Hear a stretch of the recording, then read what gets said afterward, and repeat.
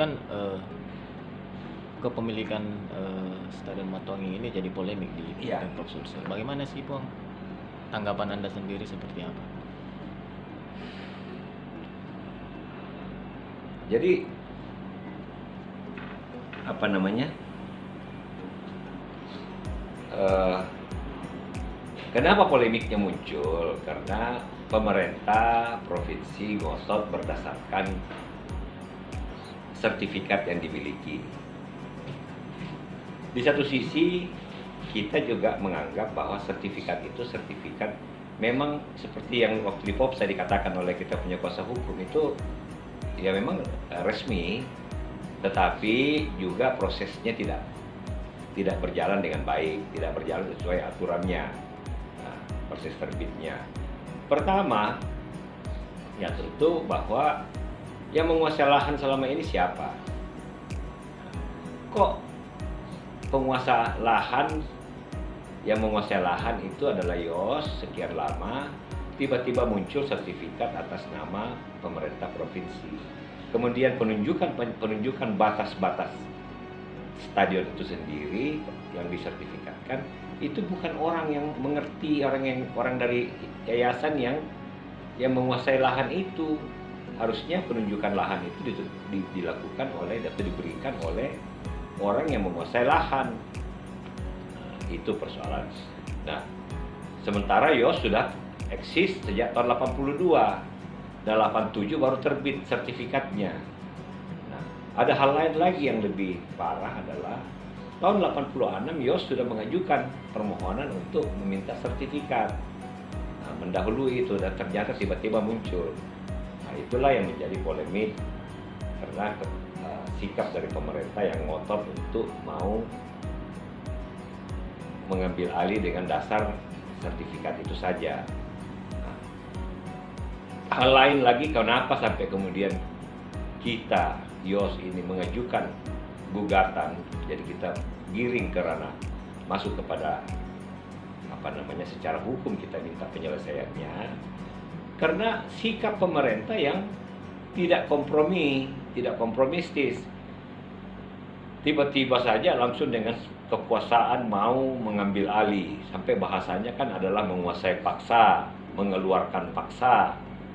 Loh, dan kemudian dipertegas lagi dengan surat dari yang ditandatangani, yang hanya ditandatangani oleh Kasat Pol PP untuk segera pengosongan. Ini apa sih? Gitu loh. Kita ambil saja gini, kita belajar dari bagaimana Pak Jokowi menangani ketika beliau jadi gubernur DKI, menangani masalah pedagang kaki lima di Tanah Abang, pasar Tanah Abang. Itu berapa puluh kali, tercatat kurang lebih 40-an kali itu dialog dilakukan oleh Pak Jokowi sendiri dengan para pedagang kaki lima itu. Nah, ini pedagang kaki lima, ini yayasan ini yayasan yang berdirinya pun bukan secara asal-asalan. Yayasan yang punya landasan hukum, punya akta notaris, punya keputusan dari Mahkamah Agung dan lain-lain. Jadi itu ya Pak, sebagai bukti Itu yang menjadi kenapa terjadi polemik seperti itu. Karena sikap yang ya maaf kalau saya harus katakan ini semena-mena. Menguasai paksa itu kan kata-kata yang sangat-sangat tidak demokratis dan tidak berlandaskan hukum. Nah, hal lain lagi adalah seolah-olah kita ini dianggap seperti ya itulah mungkin lebih rendah daripada pedagang kaki lima. Nah, lebih parah lagi adalah selalu melemparkan opini seolah-olah ingin berdialog, ingin bermusyawarah. Berarti selama ini belum ada pembicaraan langsung. Sementara kenyataan sebenarnya tidak pernah ada. Pembicaraan langsung dengan malah yang meminta itu kami. Yang selalu minta untuk diadakan dialog itu adalah kami dari YOS.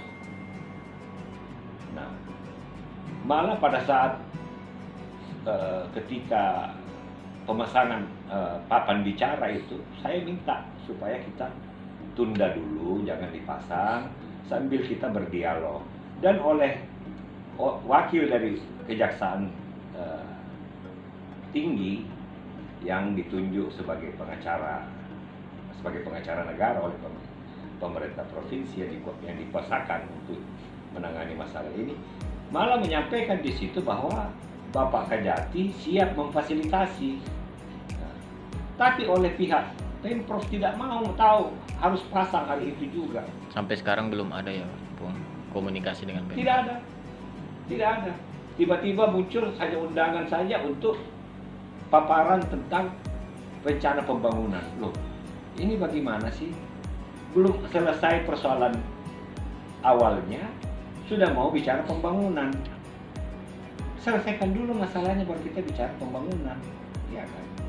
Masa kok tiba-tiba langsung sudah mau bangun di rumah? Katakanlah sederhana, kita ambil analoginya, rumah ini kami yang kuasai, tiba-tiba kamu datang mau langsung saya mau bikin ini.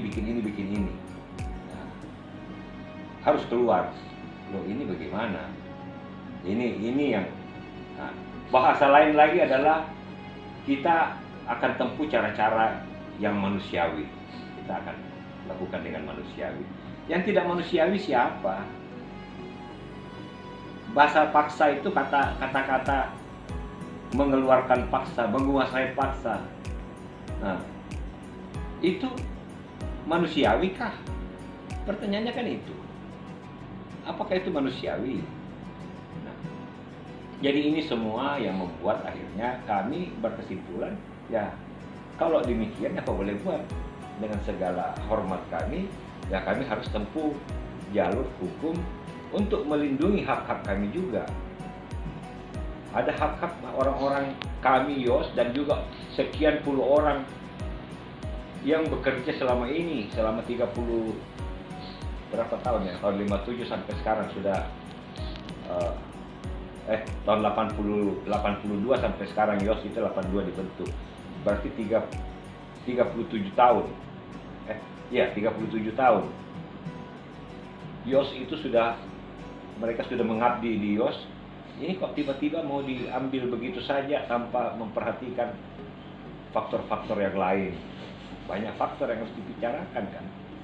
Nah, inilah yang menjadi titik tolak kenapa sampai Yos mengambil atau menempuh langkah hukum di dalam persoalan ini. Nah, itu.